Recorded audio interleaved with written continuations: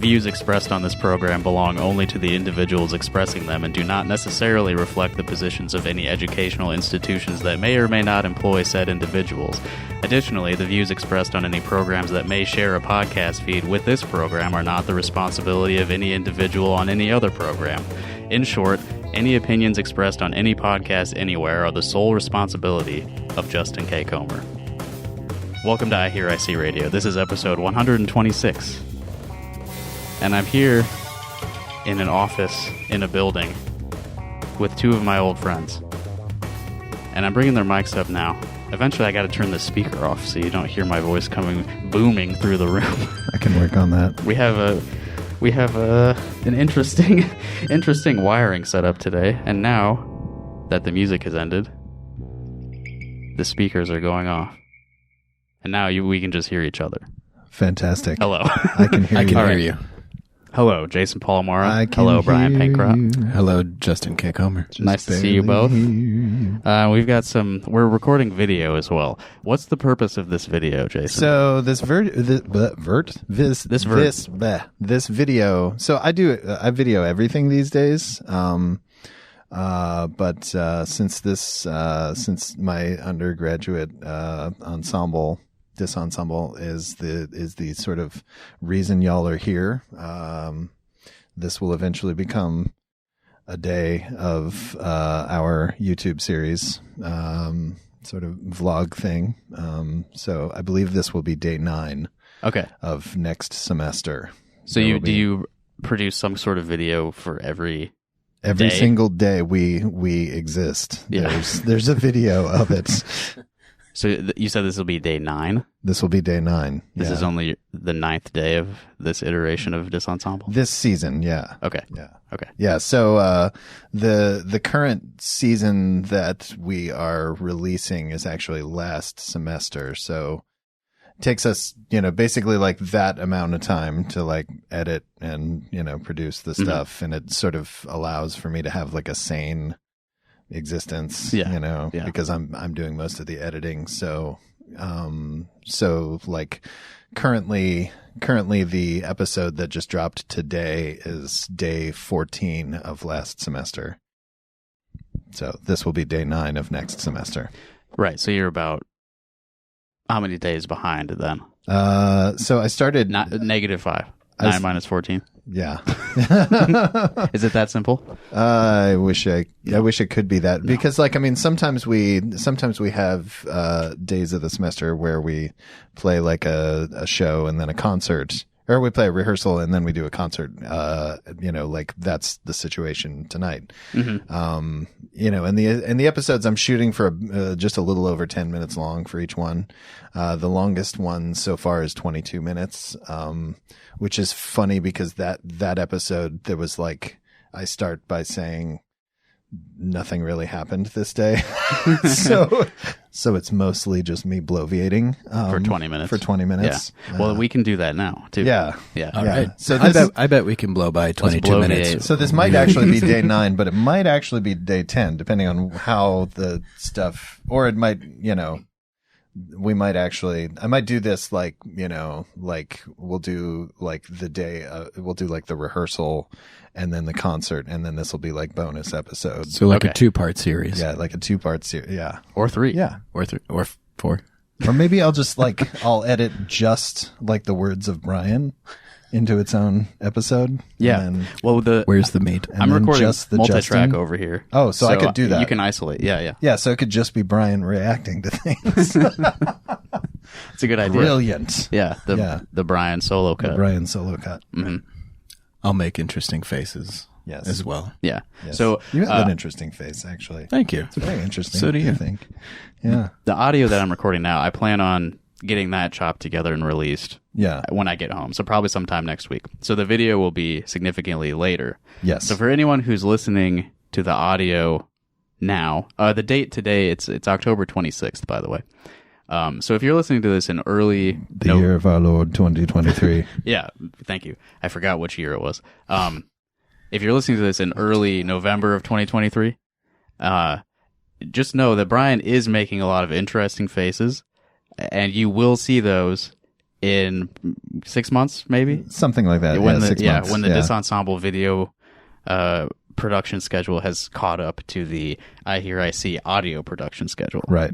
Yeah. Oh, and I'll give you all, this video too if you want it. I mean, but I could just edit it for you. Maybe. I don't know. Let's talk. Could you just edit everything for me? I don't know if I could do all of that, but this is sort of a collaboration, so I'm willing to put in some unpaid labor. I like it. That's sort of my whole life is unpaid labor. Yeah. Unpaid labor for my own creative projects. I love it. Most of my life. It's a good balance. So we're here because we are beginning, Brian and I are beginning a sort of tour. The dates are not all like in a row. Right. But there's several shows that we have planned. And it's all in states that begin with I. Yes. Yeah. This is the I tour. And I don't know, decided. maybe we could figure this out live on air. There is a sort of theme to a lot of what we have released so far. Like my album is called You Are a Human Being and You Deserve This. Mm-hmm. Your album is called The Myth Arc. I was thinking, I don't think I ever told you this, but I was thinking we could sort of smash those two titles together and it could be called You Arc, a Hugh Myth Being. Okay. So that was one thing I had in mind, but also just the use of sort of pronouns and like first person and second person, like you are a human being, and now we're on the I tour. There's something there. Whoa. Yeah. Whoa. And we're sitting in a building at the IU. Oh yeah, PU. I and you, letters, PUI, yeah. letters as well as pronouns. So if you're watching this in the future, you will know that IU and PU are no longer IUPUI, but I am sitting in what soon will be Indiana University, Indianapolis, but we can't call it that yet. Okay. Because that's not what we are until like August. Do I need to bleep what you just said? I would think that would be funny. But no, not really. It's common knowledge, but I mean most people like don't have any idea what the heck is going on with that, and they're just like, so your university's going away or something, and it's like, well, yeah, kind of, yes, no, not really. Yeah, no, we're still here. I mean, well, it's kind of a weird circumstance in the first place. You're in a weird sort of combined campus of two universities. Yeah, so like about 50-ish years ago, the mayor of Indianapolis like made this happen, and there was already a Purdue campus and an Indiana University campus, in this area, and the mayor sort of said, we need to have like a real university on, in this area. And so they said, rather than starting a new one, let's just take these two and smash them together. And Purdue and IU thought, okay, let's do it, and they did that for 50 years. And now they've decided they don't want to anymore. Yeah. They've decided, we're going to divorce. So, you get the pool and I get the car, and so you get the engineers and I get the art. Exactly. The art. Yeah. So Purdue gets the engineers, IU gets the music and arts technology, which is where I live. Yeah. So, is that a fair split, do you think? I would imagine one of those tends to get more funding. It's not that's not the totality of it, actually. Yeah, but right. I mean, like Purdue is the School of Engineering is what's going to Purdue. Or going back to Purdue. I don't know. They were always part of Purdue. It's really complicated, but basically there will be no like partnership with IU going forward. Mm-hmm. Yeah. So. Does anyone have what are the visitation rights? So that is actually a complicated thing. I mean, because some students, have degree plans that involve both universities. Yeah. So basically both universities, when they came up with this plan, they said anybody who's in that situation will just be able to finish their degree. We'll work it out somehow. Yeah. We'll just sort of pass them back and forth. Every other visitation weekend. rights every other weekend, 2 Christmases, the whole thing. Yeah. It's easier than coming up with a whole new path while you're already midstream. I guess. Yeah. Yeah. Yeah. I wouldn't want to, because if you end up doing that, students are just going to transfer somewhere else. Right. Yeah. Yeah. So, and it's created a lot of consternation on the part of our students, but, ultimately, I've said, this is sort of our problem, not yours. Yeah. I think, long term it will create a lot of changes, but, like as of right now, the students who are like in the building, they're not really going to, see much change from this right off the bat. Yeah. It's not going to change their degree. It's not going to change their diploma. Everything's going to be the same basically, except not. Yes. All right. So beyond the sort of intricacies of university administrations and splitting up the universities, which is not an uninteresting topic, but maybe not what everyone is super Shots interested fired. in right now. I wanted to talk to you guys about like the history of our collaborative projects. So to start with, you guys met before I knew you, Yeah. Yes. right? That's So true. do you guys remember meeting each other? Yes. Yes. Yeah. Yeah. Yep. So Brian and I met at University of Iowa, In the old Capitol Mall. the old Capitol Mall. I don't remember exactly the moment we met. Do you remember that? I had a lot going on that day. Did we meet in David Gomper's office? I feel like we met in his office. We probably met in his office. Our all three of our composition teacher. I can't say that sentence. All three of our composition teacher. He was our Yes, Gomper. he was our Gomper. What's the right way to say that? I don't know how to say that. David Gomper was. Excuse me. That's not one of the things this podcast's about. No, I wasn't criticizing you for talking about it. I was asking you That's not further what the audience questions wants about to it. hear, Justin. Yeah. So that I just thought we shouldn't talk for a full hour about it. Is all. okay. I remember having lunch with you and Lori outside of the Sbarro underneath Oh, yeah, David there used to be a Gomper's Sbarro. office. Yeah, the Sbarro. This is good times. That is now. I don't know. It's been a series of Korean restaurants Yeah. in the years Okay. since then. Yeah, so so we must have met that day, possibly at the Sbarro, possibly in David's office. We probably met in David's office and then went and had lunch. That could be it. Yes. So both are true. Yeah, both are true. Yeah. Yes, but it was immediately. I mean, we had the chemistry. It was it was love at first sight, I think. Yeah. So And that was right after we had found out that Kristen was pregnant and we were going to have our first child, yeah, Madeline. that's exciting. Yeah. Yeah. It was a time to be alive. Yeah. Yeah. So because your first child was about a year before your first Yes. child, right? Yeah. Okay. Yeah. Madeline's. And then my second was a year after. Right. Yeah. So we had a bunch. And your of second babies. was not long after that. Yeah. My second was About a not long year. after yours. Yeah. Your second. Yeah. So we We were like cogs. learning. Yeah. Yeah. Like cogs. Yeah. That'll so, be great for the video. What you just did. Yeah. Yeah. There it is. Yeah, do that for the viewers at home. Yeah. So that was a good time, and you were like in your almost like dissertation phase in the PhD program. Right? I was getting done with classes. Yeah. Yeah. Okay. Yeah. I was still, we still took some classes together for fun. I think conducting with Jones. Oh yeah, that was fun. That was really crazy. We played violin together. Yeah, we learned like a bunch of we tried really hard to play Mozart together. Right. And we were both just like, I don't know how to do this. Yeah. One day I didn't have a string on my violin. And it was like, I think that was Copeland, right? We were trying to play Copeland without my E string. I was like, this is just not happening. Right. Sight reading Appalachian Spring at tempo. Yeah, that was miserable. I'd love to have a video of that.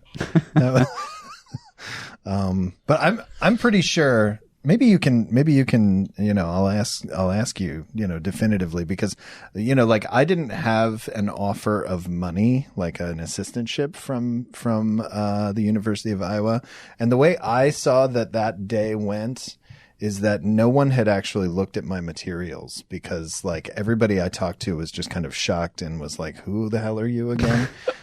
So I think, a certain composition professor who shall remain nameless probably was assigned the task of looking at my stuff and just kind of said no because my name started with a P.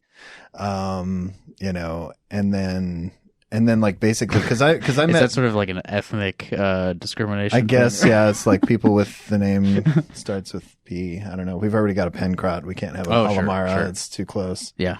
But because I mean that whole day I just I met Jennifer Iverson and she was like, who are you? What? Like no one, I mean I was like, yeah, I've been, teaching music theory at the University of Louisville, and she was like, what are you talking about? I don't know your name. No at one all. knew you were coming. Yeah, no one knew I was coming, but everybody was like, Lori. They were excited for the other Palomar. That's Mrs. Dr. P for anyone watching the Dis Ensemble thing. So I surprisingly had a very similar situation. No offer of money. Yeah. And when I moved, I actually hadn't met Gomper or any other nameless professor prior. So when I showed up, it was maybe a month before classes started, and I went to David Gomper's house and was there with the Compound. I haven't heard that in a while.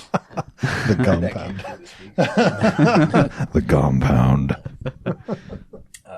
But yeah, I showed up at his house and he's like, "Oh, good, you're here. Sit down." I said, "Who are you?" And then Tony D'Onofrio was there as well. Oh, okay. And they had a disagreement about Xenakis.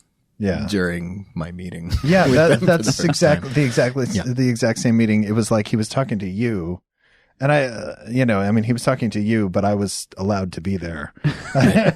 But I feel like I talked to him a little bit, and he was like, "Oh wow, I had no idea, you existed." And then but he kind of got the vibe that I was a good hang, I guess. And then I feel like I left the room. And he must have turned to you and said, "Is this guy cool?" And you said, "Yes." Like you vouched for me like it was the mob. And then that seems eerily familiar. Yeah. And then later that day, he was like, "I'll give you an assistantship. I'm going to make some room." And I just always was like, okay, I think that Brian guy is cool. Yeah. Let that be a lesson to any undergraduate students who are considering graduate school. Be a good hang. Be a good hang. Yeah. Yeah. Yeah. It helps if you try to meet the people who run the program before you get there also. Yeah. Yeah. Do you guys have students who want to continue their studies like that? Here and there. Yeah. It's increasingly rare. Yeah. I think. Yeah. I think the students I know are kind of disillusioned with, academia in general. Great. Yeah. Perfect. Because I don't want to outright what's the word for it? Discourage people from doing that if that's what they want to do. But I also am pretty disillusioned with that stuff. Well, and I should let Dr. Pencrot answer this question as well. But I mean, I think we've been through in this country, we've spent a long time trying to convince everybody that everybody needs to go to college, which is a fallacy. I mean, not everybody needs to go to college. Mm-hmm. Anybody who's involved in this system should already know that. I mean, not everybody needs to go to college. It's a waste of time. It's a waste of money for so many people. Yeah. And for some people, it's a great opportunity and it's a great experience. For me, it was a great opportunity and a great experience, and I wouldn't trade it for anything. But that's not the same as, me saying every single person in America needs to do this. Yeah. And you also didn't have a super traditional path. Right. Yeah. And I think there are a lot of things, as my own children are growing up, I'm what everybody says about, college is, about the path to college. That's not the way that I'm raising my own children, mm-hmm. And so I'm also pretty blatant about it with my own students and just saying this, maybe you don't need to be here. I don't know. It's, right. Because I mean, part of it, I'm the director of auditions here too at the moment. And, like, what I always tell the students is like, sometimes we say no to applicants and, and they think that it's like, I'm saying you suck or something, and it's like, like you're bad at, playing the trombone or whatever. But really, like, I'm saving you from wasting 4 years.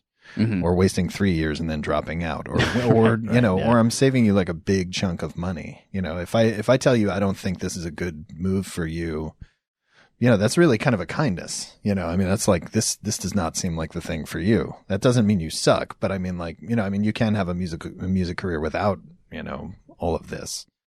But, people do, but just go do that if you want to do that, So yeah, it's hard either way. Yeah. Yeah. How about you? I have a number of students who are interested in continuing on.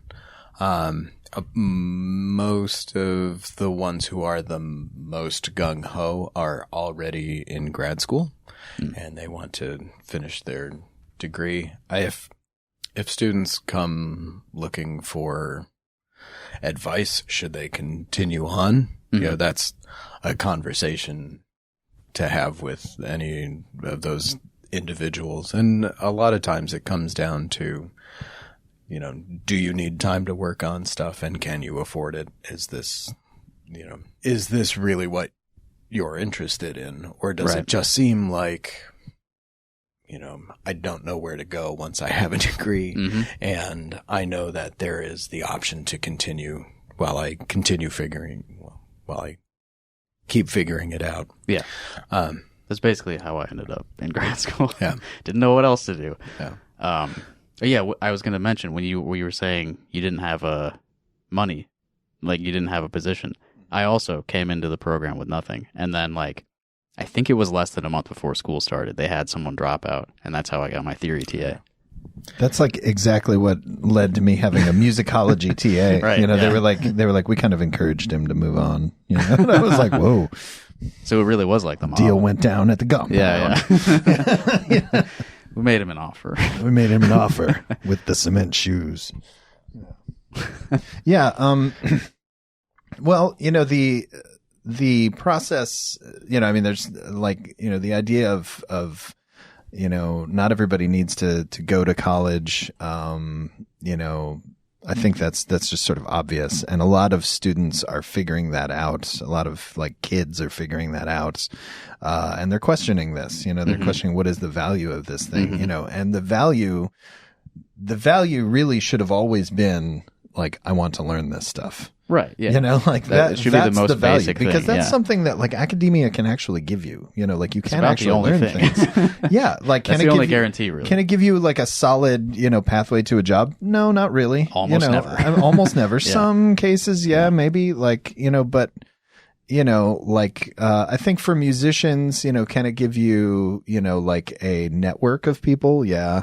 I think a lot of like, this is what I got out of grad school. This is our network. Yep. Yeah. I mean, like, we wouldn't know each other without this. You know, we were coming from radically different contexts. So, I mean, like we probably, if anything, we would have just run into each other at a conference at some point and not, probably not me. Yeah. I would not know you at all, and, and that's true, for all of the schools that I went to. I mean, there's like a network of people, and I will also say that so that it's, I think it's a better move to go to college than for music than to finish and like, try and have a career. It's a better move than like, just like, getting halfway through and saying, what I'm going to do? I'm going to go off and I could just do this music BS at home, and it's like those students who like get halfway through and then drop out, I never see them again. Yeah. They don't become part of the network. If I see them, they're delivering a pizza. Sure. Like, so that, like basically like if you get into college and you can't make it all the way through, that's probably because you're not really committed to music in the first place. Sure. Like, which is fine. But there are some students who like, they sort of like flirt with college and I just go, they don't really need to be here. Like you can just go off and have a career. that's fine, but the real thing we should be focusing on is actual like education, which is shocking. Right? Yeah. It's becoming it's all about making this profitable, or at least make financial sense, which is going to get harder and harder. And so stuff gets cut more and more. And I mean, less like, people are educated. And it really has become like a pyramid scheme, like, I mean, sure. when I was, adjuncting, I got a position before I was here. I got an adjunct position at some college that shall remain nameless, and the department chair was just like walking me across campus, and it was like, oh, and this is our new dorm. We just, this one's going to hold 3,000 new students, and here's the other dorm. We're about to break ground on this one. That'll hold 2,000 new students. And I was like, man, like this is just kind of a pyramid scheme, I mean, like where we're just always, and then next time we're going to open up a new dorm with 8,000 students. And then after that, it'll be 16,000, and it's like, where are all these people going to work? Right. Yeah. I mean, probably at the dorm. Yeah. Do we have lecture halls to fit all of these students? Exactly. In the required general And have classes? we really looked at the demographics and decided, like we're really going to actually have 16,000 new students next year or in the next 4 years? I mean, yeah, it's silly, But those like plans are generally made by administrators far above, like the professor level, I mean, so I think a lot of times the students are like, they have a twisted sense of like who's in charge around here, because they talk to the professors and they think like, you seem so important. You must, because you're the one that grades my theory homework. So you must be in charge around here. And it's like, not really. You're the most powerless person. Yeah. I mean, I'm just, like in the room, sure. But, like beyond that, not really. Yeah. You got to beg for stuff. Yeah. I got to beg for stuff. Yeah. Why does my laptop keep shutting off?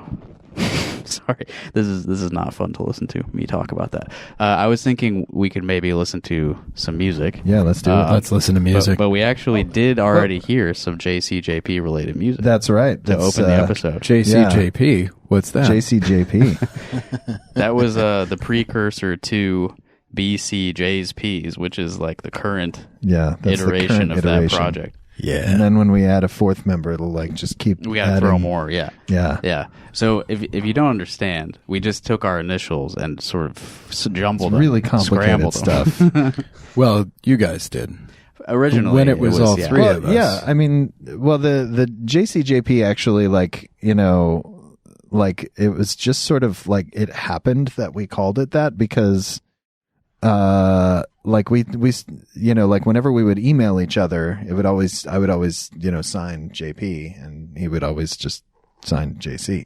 Yeah. And then like, when we started, like doing things together, it was like, I just made like a folder that was like JC/JP, and then it was like we got a gig and we were like, oh, we're JCJP. Yeah. And then we made a sticker. Now it's, it's official. And I was kind of styling it like AC/DC with the lightning bolt. Yeah, absolutely, with the lightning bolt. And then Brian came along, or we came up to Chicago, and and then added a BP into that. Yeah, and then arranged the initials into alphabetical order. Is that really what it is? That was your process. BCJsPs. Brian Comer, Jason Justin, Palomara Pencrot. Wow, that's deep. Have you, y'all have done so much more with the BCJsPs,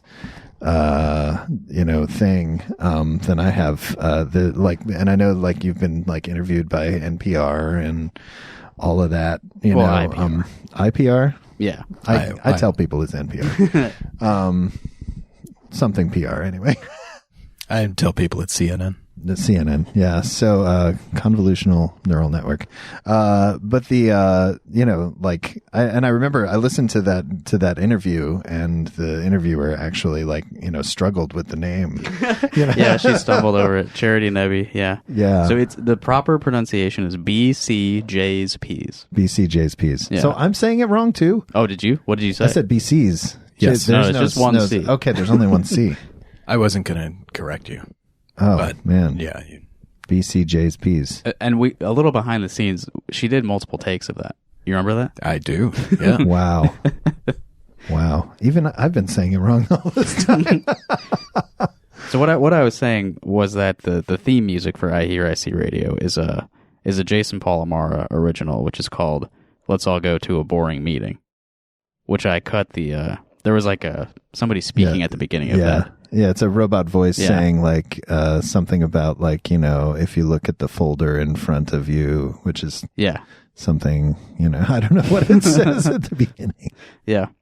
This is going to be a problem if my laptop can't hold a charge later for the show. Isn't it plugged in? It is plugged in, so I don't know what the problem is. So whatever. I'll just play some music off my phone. All right. While you're doing that, I'm going to investigate whether that thing's really plugged in. Well, the other devices are getting power from that same thing, so I don't know what the problem is. But I figured we could play... I'm going to play the opening track from the first JCJP album, which is called JCJP. Self-titled. Yeah, and the track is called Say It With Me.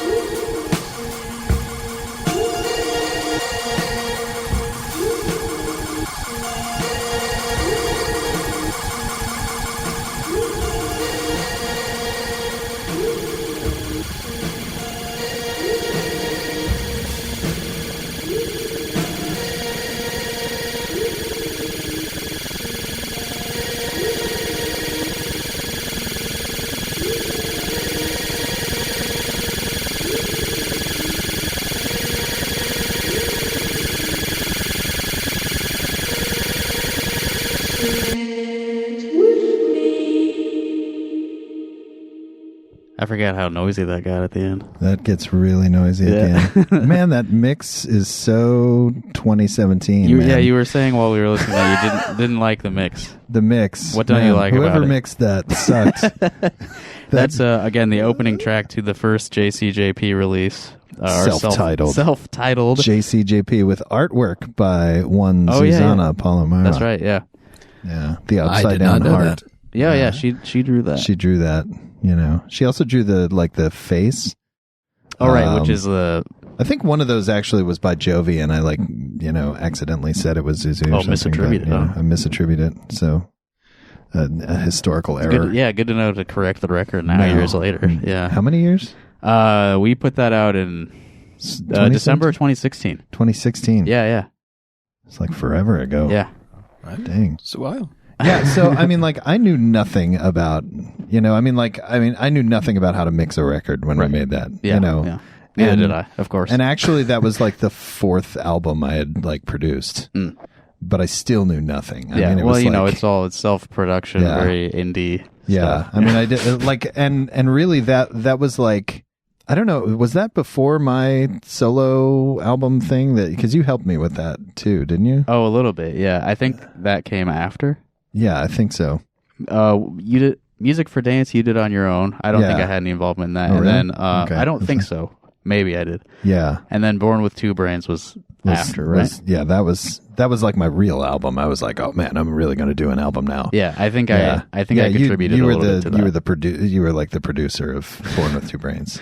A producer, maybe. A producer. Yeah. I certainly didn't do most of the work. Yeah. Well, you were you listened to it, EQ'd it a little bit. And, yeah. Just kind of generally helped with that. I bet we would think that sounds really good now. Yeah. I don't know about that. Yeah. But when I first started doing this stuff, I mean, I was just like, wow. I mean, I had a cruddy computer and bad headphones, I mean, it was so much more stuff. Now, this was after grad school, so it was I couldn't even just go in and use the $3,000 speakers anymore, Yep. So, I mean, I'm not. Could you sit back a little bit? I feel like. Yeah. Am I blocking someone? You're blocking the camera. Oh, I forgot that one was there. Yeah. The people need to see me. Yeah, Justin. I forgot. We got two angles. I'll lean in. Yeah, that's good. All right. That's good. So I've always been kind of fascinated with how you guys got to the album that you released, self-titled in December 2016.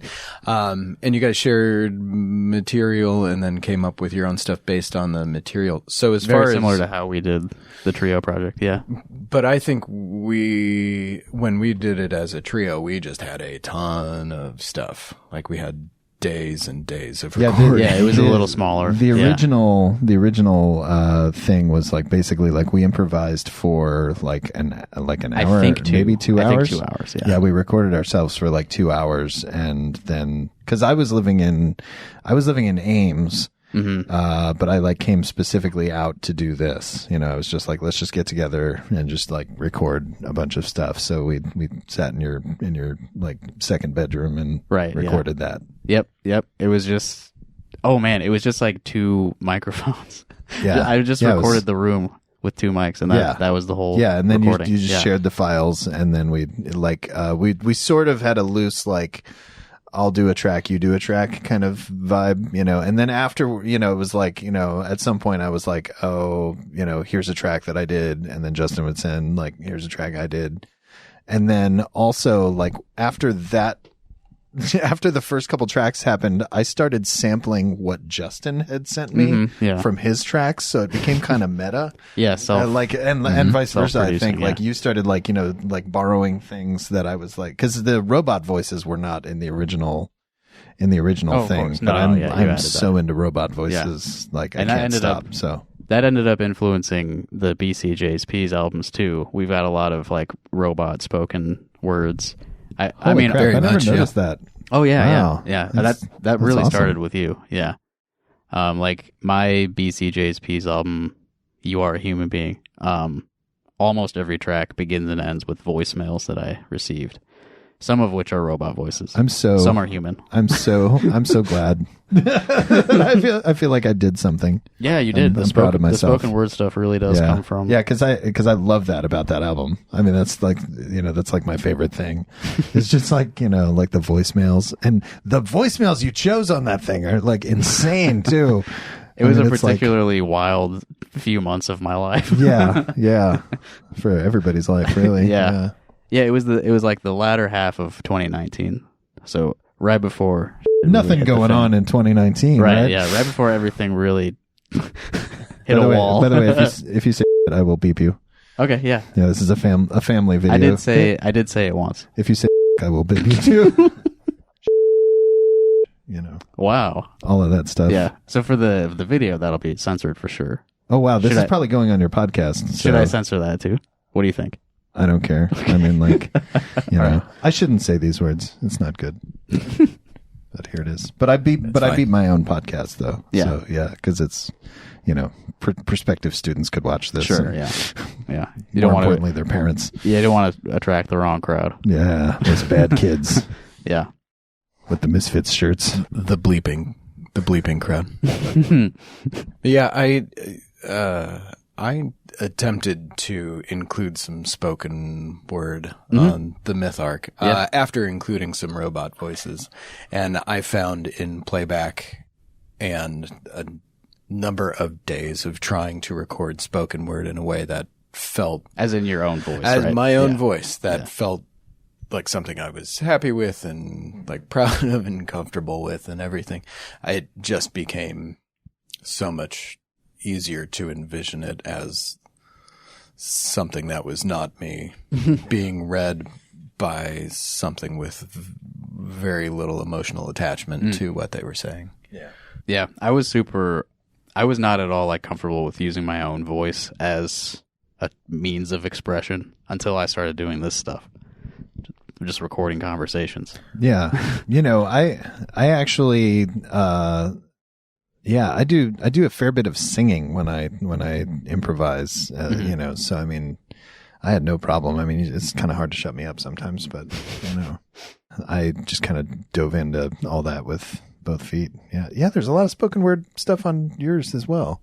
Yes. There's a whole poem. There's a whole poem. Yeah. An entire poem. Entire poem. Yeah. Maybe we shouldn't do this on air, but what are we going to play tonight? What do you think? We should totally do this on air. Okay. Well, we should play Zebra. Yeah, I think Zebras are... That's the one we have to practice the most, so it pays off if we actually perform it. Yeah. And that way we never become like out of practice. Right, yeah. The best practice is a performance. Yes. Well, that's 3 minutes.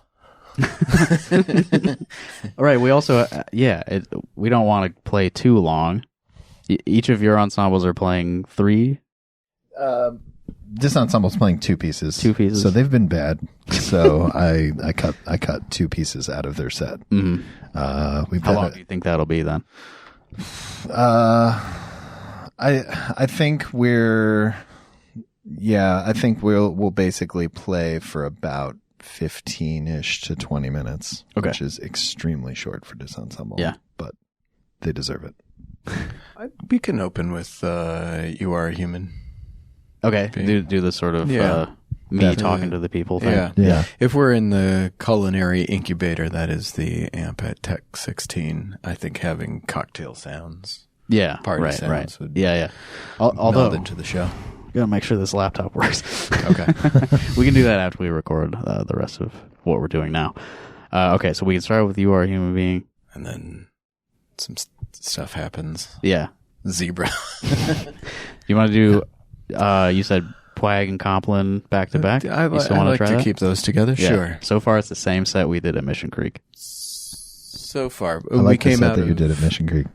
We came out of You Are a Human Being with Zebra. Zebra, right. Okay. Let's put other stuff in between then. Okay. You want to end with Manners? Sure. I think that'll work. Yeah. It's a lot of thanking. Yeah. Thanking you. Yeah. Thank you. Thank you for welcoming me. Yeah. Thank you. So, since we're talking about the set tonight, where do you want because that the piece I think you're talking about ends pretty conclusively, and I mean it feels like the end of the show, The end of Manners. right? Yeah, We could listen to it. Actually, Manners ends with kind of like this vocal jam. Oh yeah, the whales. Yeah. well, Yeah. where basically I'm wondering like where do we want to put this ensemble's performance with BCJsPs? Right. Would that be know. after our set, or do we put it in the 'Cause- middle of us doing stuff and then we end? Yeah, basically Just if we throw them in at the end, I mean like it would have basically I always like to end big, Mm-hmm. and being that this is going to be the most number of people that play tonight, like that will have a like natural, like this will feel like the ending, so if that comes after like a conclusive feeling ending, Gotcha. Yeah, it'll yeah. kind of be I sucky. think the end of Manners into the full group thing would work fine. Would do you have any interest in including him on Press 9? I mean, that seems like that would invite more and more layers, right? That's true. Starting Yeah. with 4 notes and add a note. Many of to them go aren't through. actually playing notes. Yeah, Many of that's them the aren't thing. actually Yeah. playing notes. They're playing like laptop wishy-washy strange things. So, Okay. is there anything with a beat that y'all are Yeah. doing? Speak Your Nothing has a beat. It does. Yeah. Let me just check. Let's try it.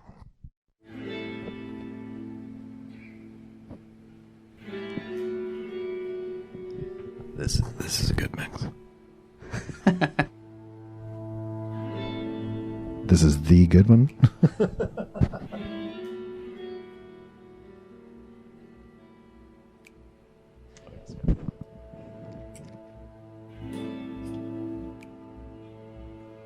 I remember playing a lot of percussion when we recorded this because there was so much percussion stuff all over the room.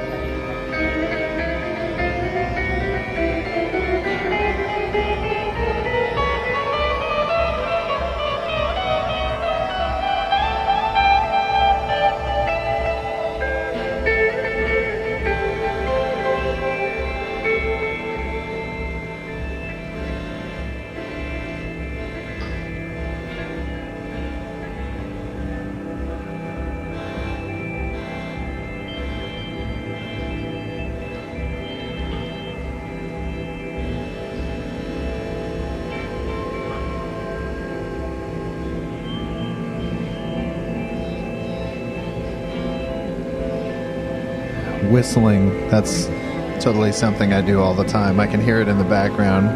Yeah.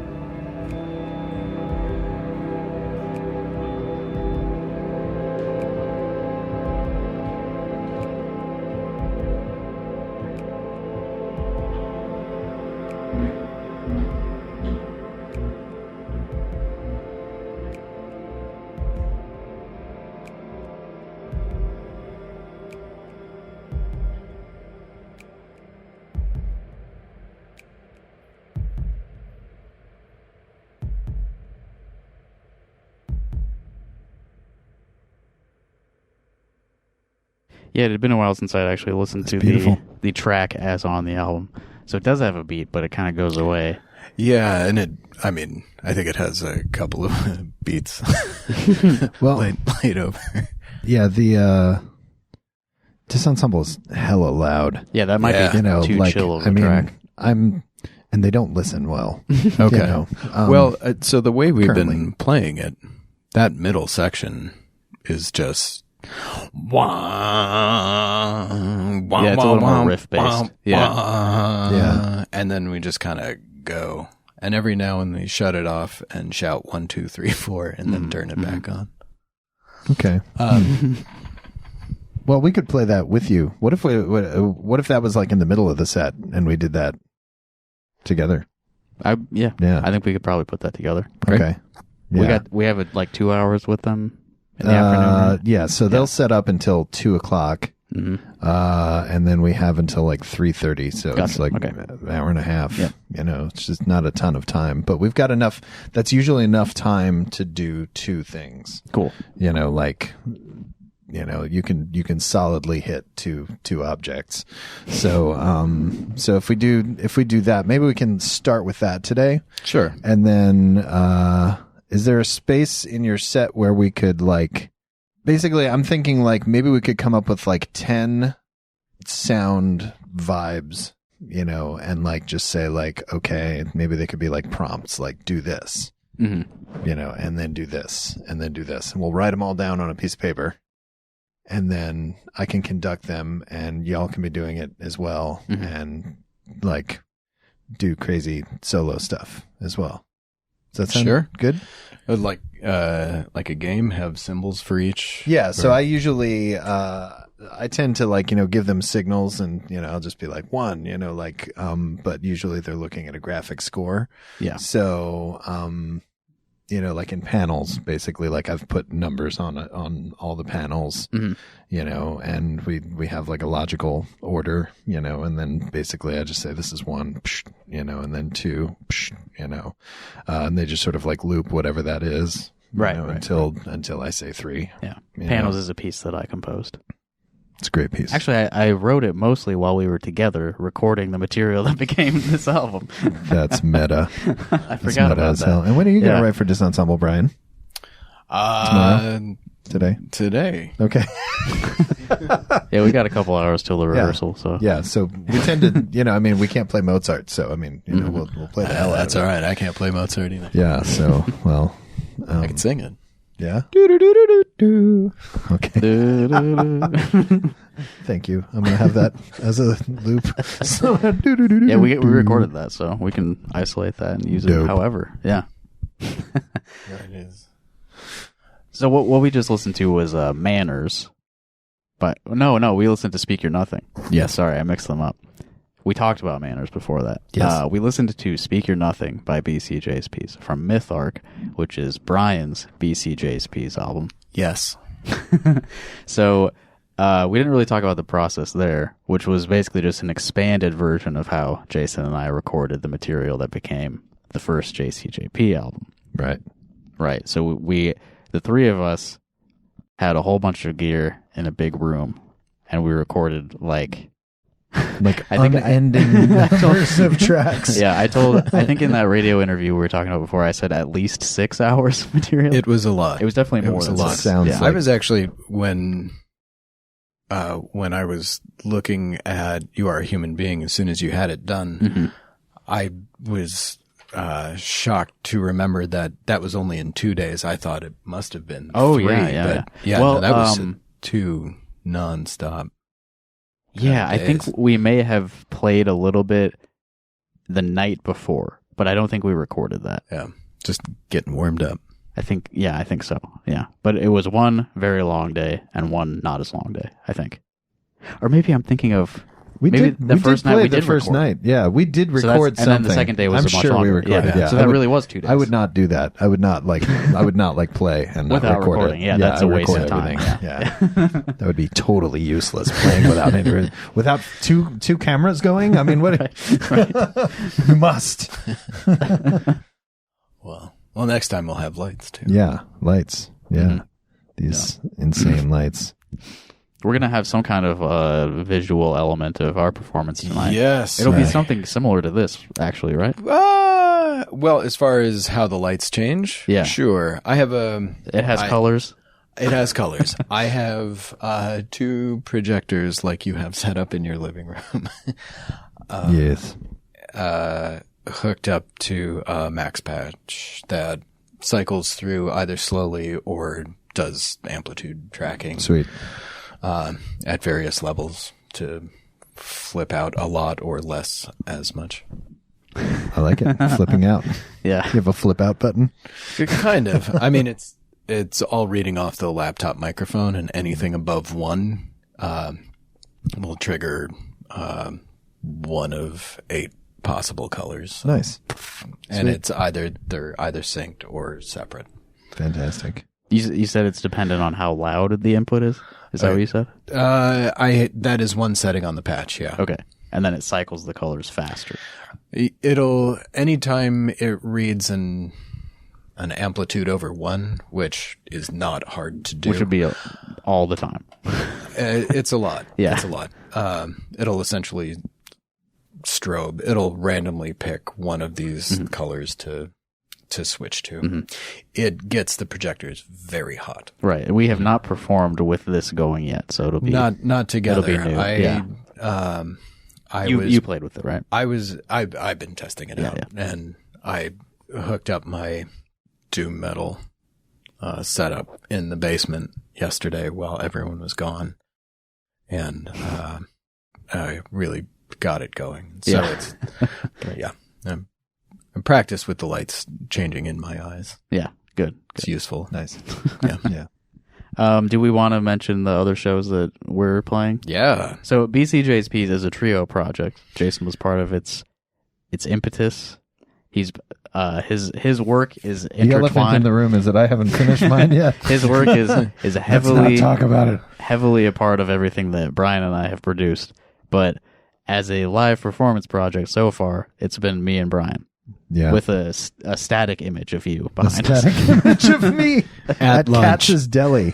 That's at Katz's Deli, actually. Yeah. It looks delicious. I was eating a corned beef on rye, I think. Yeah. It was really good. Yeah, it looks like a good sandwich. Been to Katz's Deli? I have not. It's really you? No. Is that Manhattan? Yeah, I was going to say it's New York, right? It's a Serious. famous deli. It's like the deli. Yeah. You know. Yeah.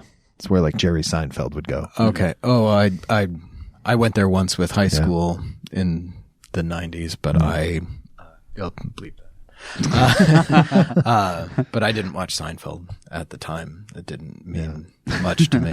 It's not like it's actually not the like Seinfeld deli No, that that's they like go a diner. to. Yeah, that's Yeah. like a diner, but like Jerry Seinfeld, the person, would go to. Yeah, it's a Katz's real Deli. guy. Right. Like they've got like just nothing but like pictures of famous people on the walls. Yeah. So yeah, it's good stuff. So we've booked a few BCJsPs shows, but Yeah. Jason he hasn't been able to participate in this tour that we're doing.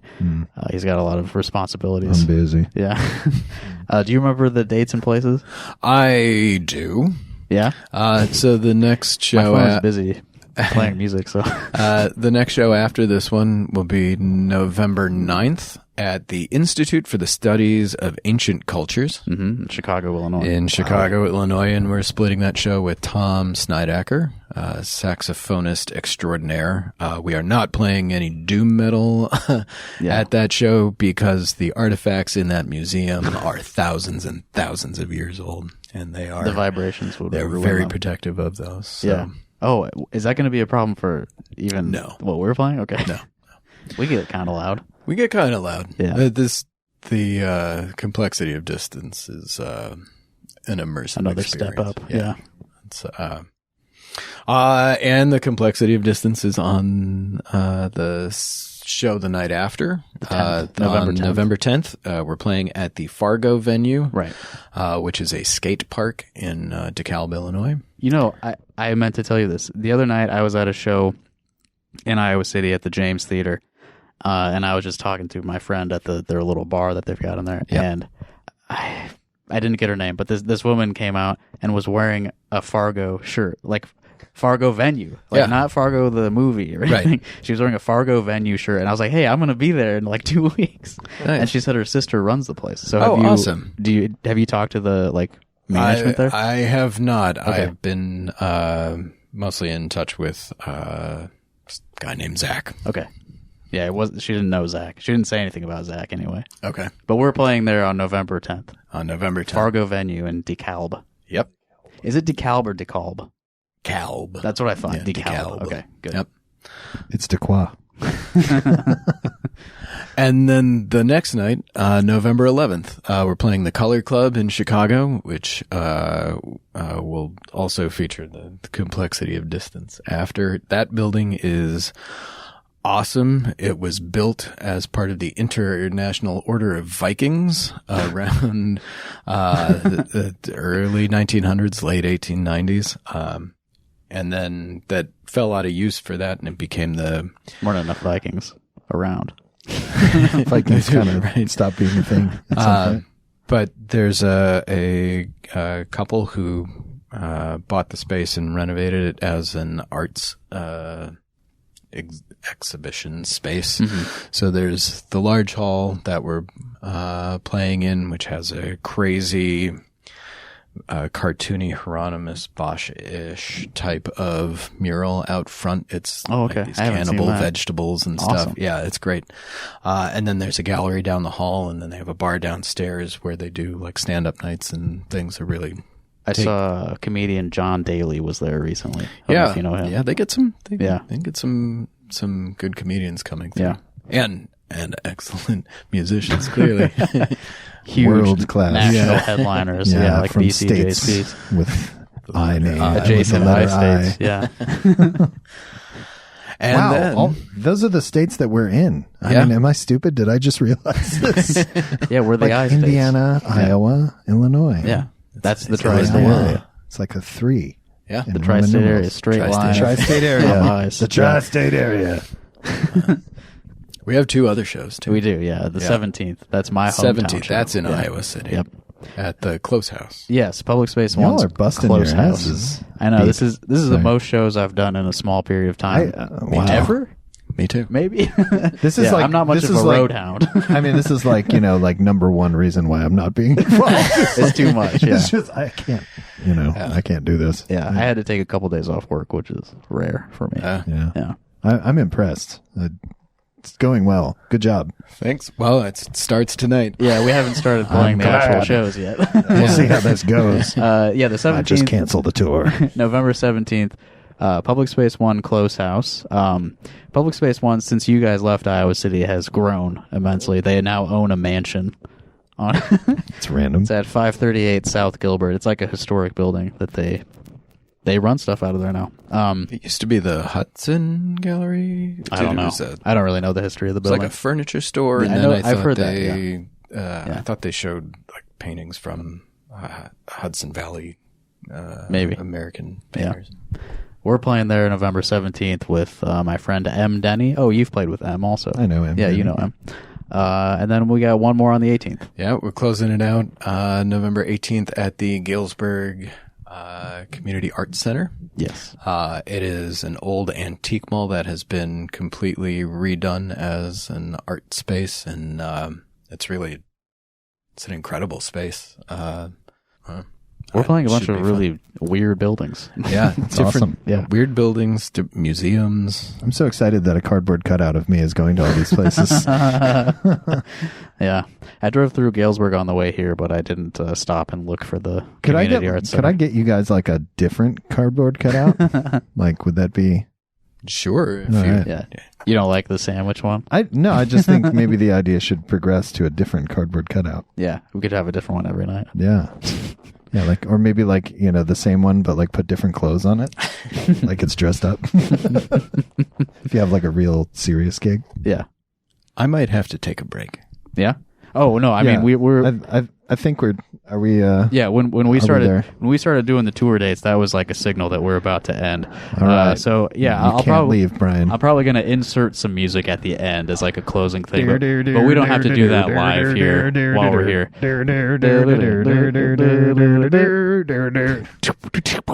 So if you listen to that track, that like the do, just go ahead and move it.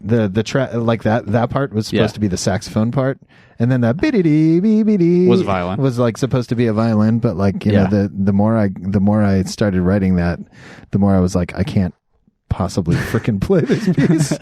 Yeah. Because I started off by saying like but like my dream was that like eventually we would play that We could live. play it live. Yeah. Yeah, because everything else is just like backing tracks, but there's just like these like two like strong A like bass lines line and, like, a high thing, yeah. So Yeah. we should learn it someday. Yeah, I think we could Yeah. probably handle it. Yeah, Yeah. because I mean like but I ended up just sort of like mixing it, and I was like, this sounds so freaking good as a MIDI file. I mean, Yeah, it's really good. I mean, obviously it has staying power. I've used it as the iHearIC radio theme for I love it. like 6 years. That's like the thing I'm proudest of is the fact that it's like the bumper music for Yeah. that. Yeah. Sorry, All right. I'll shut up. Yeah, let's stop recording.